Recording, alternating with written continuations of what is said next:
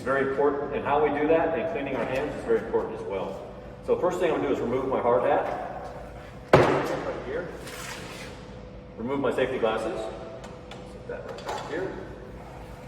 Remove the mask, the N95 mask. Now at this point I'm going to remove the gloves. So I can take this glove off, my work glove. Then we can remove the disposable gloves, the nitrile gloves as well.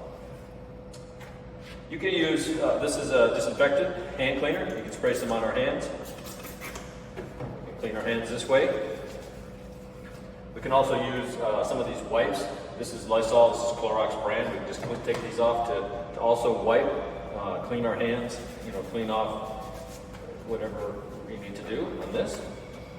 Also, if we have some antibacterial soap, if we have water, a hose, a sink place, we can wash our hands with the antibacterial soap really good. Make sure you clean that very well. The idea is not to have your hands on your face.